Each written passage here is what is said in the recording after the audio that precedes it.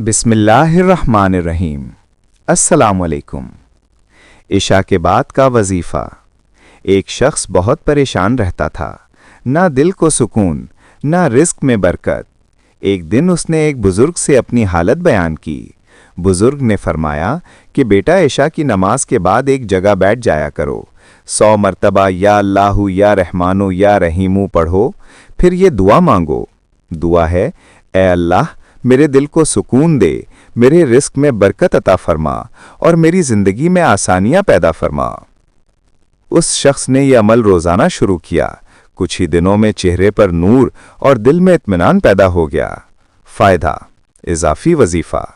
इशा के बाद 11 मरतबा दुरूद इब्राहिमी पढ़कर अपनी हाजत मांगें। इंशाअल्लाह जो भी नेक ख्वाहिश होगी वो पूरी होगी। वीडियो को लाइक, शेयर और चैनल को सब्सक्राइब करें ताकि रूहानी और इखलाकी वजीफे आप तक आसानी से पहुंच सकें।